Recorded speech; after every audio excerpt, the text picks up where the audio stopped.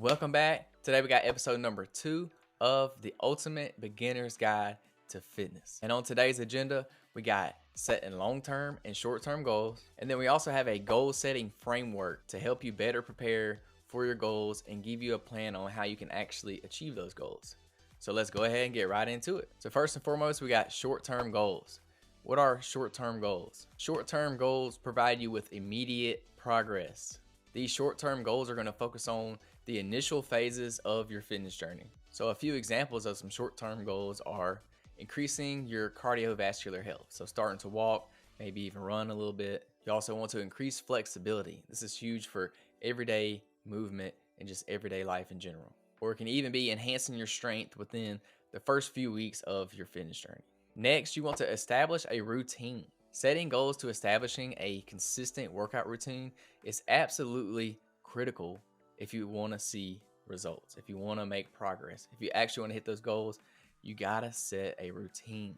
People just work better when it comes to having a routine, so they know what they're doing, when they're doing it, and how they're doing it. This just helps to keep people on track. This might involve committing to a specific number of workouts each week, maintaining a regular schedule from week to week or month to month, or even trying out different exercise routines to see what you like, see what works for you, see what works for your schedule the best, and then you can kind of develop that routine over time to maximize the amount of results you get without having to spend hours on end in the gym working out each and every day.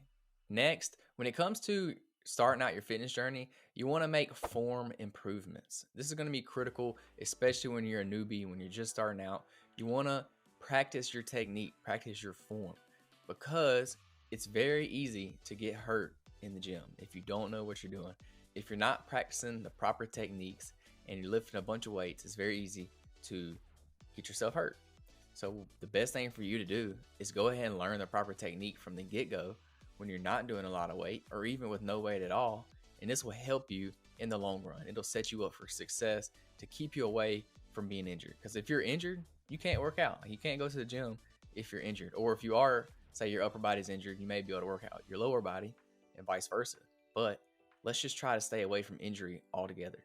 Not only will proper technique help you out with injuries and keep you healthy, but it will also help you perform the lift better. You can actually be stronger if you do the lift correct. It can actually help you develop more muscle over time because you're doing it the correct way.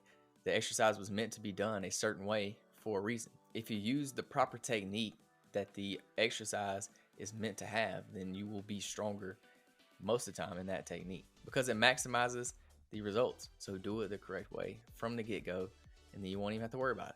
Next, we want to make dietary adjustments. Incorporating short-term dietary goals, such as increasing water intake, reducing processed food consumption, or ensuring a balanced diet.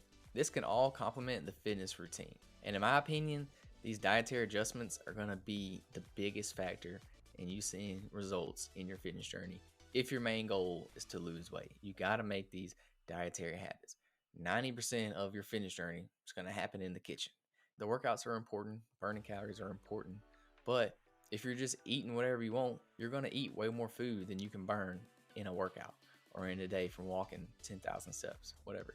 You got to get the diet right first. That's step one. Do it now. Actually, you can lose weight from just changing your diet. You don't even have to work out. You can keep doing your everyday routine and just eat healthier, and you'll more than likely lose weight. And that's going to bring us to monitoring your progress. You want to set short-term goals to monitor your progress, because if you're not monitoring your progress, how do you know you're making results? How do you know that you're getting the results? How do you know that you're making progress? This can involve taking measurements, keeping a workout log, or keeping your workouts on a fitness app, which is the way I would suggest do it. It's the 21st century. Use an app. Quit using a journal or a notebook. That's old school. Just use the app. It's way better. It can provide you insights and things like that. So that's the way I would say go. But hey, if you're old school, you want to do it in the pen and paper, hey, you do it by all means. So with these apps or your journal, you want to track your weights, your sets, your reps. You want to track your flexibility, mobility, water intake, things like that. You want to track your progress, because if you're not tracking your progress, it's going to be hard to tell later on down the road if you're actually making results or not. You may be able to see the scale drop, or your max may go up or something to that effect, but that's going to take time over the long run. You want to see these results from week in and week out. And the last key short-term goal that you have to absolutely do, if you don't do this one, nothing else is going to matter. Like, it's not going to work. And that is consistency. You got to be consistent, plain and simple. There's no other way around it. You got to build consistency around going to the gym, getting your diet right, eating the right foods. I suggest meal prepping. That's the easiest way to do it. And being flexible, because life happens. Your routine is not going to be perfect every day. You're going to have things come up that changes your routine. So you got to be able to adjust. You got to be able to rearrange things and work on the fly. Don't make an excuse and not go to the gym one day just because something changed throughout your day. Or don't cheat on your diet and eat some junk food because that's the only thing that was there. Well, if you would have meal prepped or brought your food with you, you would have been prepared. So setting yourself up for success is key when it comes to this. And you got to learn how to do that consistently. And this will lead to results. If you're being consistent with it, you will see results. All right, so that leads us to long-term fitness goals. Number one, first and foremost, achieving your target weight and your target body composition. For the majority of people, long-term goals revolves around achieving a certain body weight or a certain body composition. So most people want to lose weight or they want to build muscle to look bigger, leaner, stronger. Although this is the main reason that people start on a fitness journey, these are not the only benefits of it. There's plenty of benefits when it comes to a fitness journey, but most people just think of the physical benefit of starting a fitness journey. And yes, that's a great reason to start, and that's a good goal to have. But there's several other benefits that we will get to throughout this series, but we'll save that for another video. The next long-term goal is endurance and stamina. Developing and sustaining cardiovascular endurance and stamina are great long-term goals to have. This is going to improve your overall health. This could include running for longer distances, cycling for extended periods of time, or participating in some kind of endurance sport like triathlon, Spartan race, Tough Mudder, swimming, and even walking. It's going to be good for developing that cardiovascular system, heart health, things like that. This is going to come in handy when you got to walk up several flights of stairs. And normally when you get to the top, you're absolutely gassed, you're winded, you're breathing hard when you get to the top because you had to do a little extra work to get up those stairs. Well, this is where your endurance and stamina is going to go into play.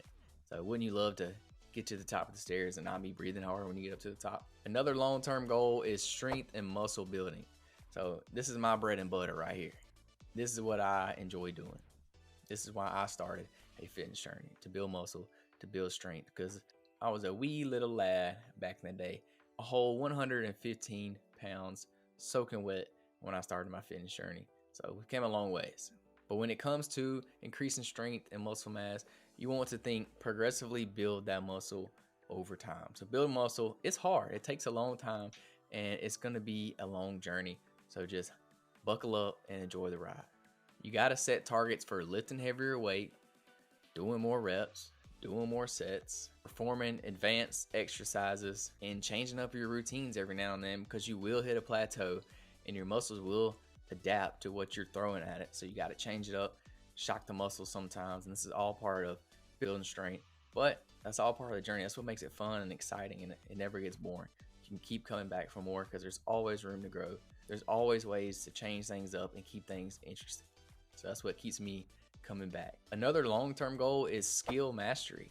So what is skill mastery? So think of something that you absolutely enjoy doing, like a certain lift, a certain sport, certain exercise, and just absolutely mastering that goal. So hey, you love to do the squat. Well, over time, a long-term goal for you should be, I want to master the squat. I want to do it perfectly, and I want to squat 405 pounds, and that's a long-term goal. That's a good one to have. Or it could be mastering a certain yoga pose or something to that effect, or running a marathon. These are going to be a good skill mastery goals for you. These are going to be good skill mastery goals for you to have. Another long-term goal is lifestyle integration. Long-term success is going to require you to adapt fitness as part of your lifestyle. If you're working out consistently day in and day out, fitness is just going to become a part of your life. It'll be a part of your lifestyle if you stick to it consistently over time, and you will begin to enjoy it. You'll start to like doing it, so it'll be easy. Once you figure it out, you'll enjoy going to the gym because it's like an escape. It's going to become a part of your daily life, your normal routine, whether that's through your work, through your hobbies, or even your recreational activities. Next goal is mind body connection. Long term goals may include developing a strong mind body connection. This involves understanding and appreciating the mental and emotional benefits of fitness, such as stress reduction, improved mood, and increased mindfulness. When you start working on your mental and your physical health at the same time, your body will start to just mesh together. Everything will start working efficiently. Trust me on this one when I say that starting a fitness journey, it's not just going to help you physically. It's going to help you physically, mentally, spiritually, pretty much every aspect of your life, whether that's your career, your family, yourself, whatever it is. It can improve all those things, whether it be directly or indirectly. The next long-term goal is injury prevention and flexibility. So we kind of hit on this a little bit in the short-term goals with getting your form and your technique right. So if you get it right from the get-go, then we're going to help with preventing injuries. But like I said, if you're injured, then you can't go to the gym. You can't work out. So we want to prevent these injuries over time. Make sure we're doing the lifts right, do the proper technique, and you won't get hurt. Or don't ego lift. Ego lifting is basically doing a lift that you can't do or you shouldn't be doing. You got way too much weight on the bar, and when you do it, you can't perform the lift properly. Like you don't use the right technique. This is what they call ego lifting. So don't do that because you will hurt yourself. Ego lifting eventually is going to lead to some kind of muscle tear or strain, stress fracture, or something like that. So don't ego lift. Do it right from the get-go, and you'll prevent these injuries in the long run. Trust me, learn it from the get-go as a beginner, and then your fitness journey will be a whole lot smoother. What I suggest is incorporate a good warm-up and cool down before every lift. So what I like to do is I'll get on the treadmill or the elliptical or the spin bike, and for about 5 to 10 minutes just to warm up my body, get some blood pumping, get the heart rate up, things like that to warm up. And then after I do that, I'll make sure I get a good dynamic stretch in. So especially on leg day, I'm loosening up the hips. On chest and shoulder day, I'm really loosening up the shoulders, making sure I'm doing good warm up. And also on your first lift, get you 2 or 3 warm up sets in before you start putting some heavy weight on there.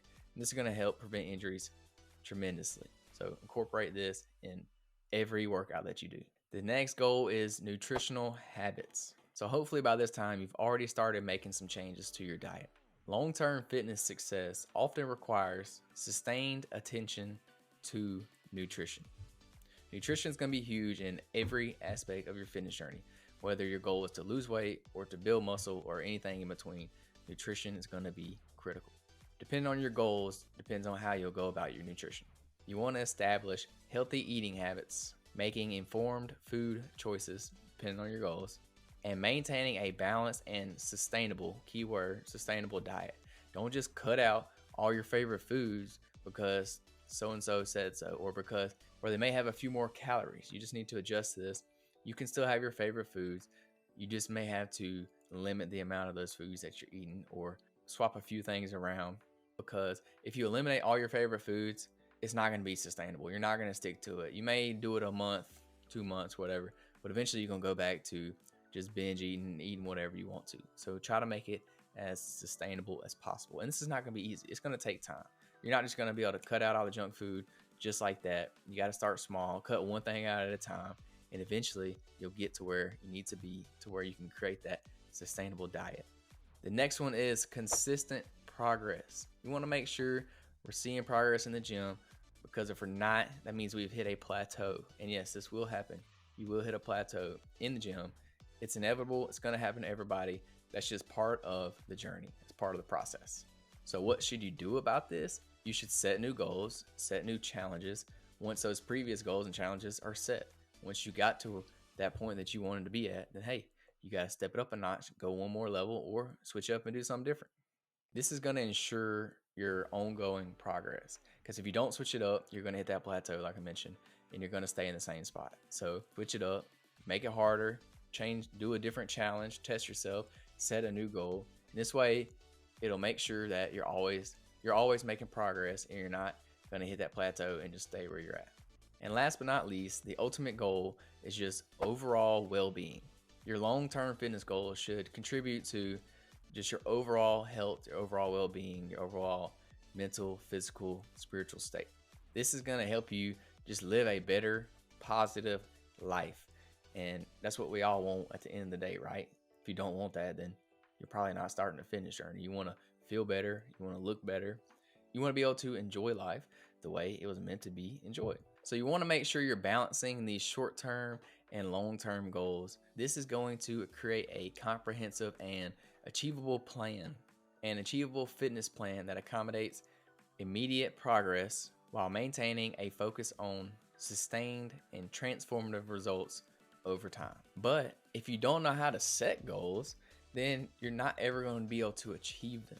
So that's why we have this framework that we're about to go over, and you've probably heard it before. It's called setting SMART goals. So SMART is an acronym for specific, measurable, achievable, relevant, and time bound.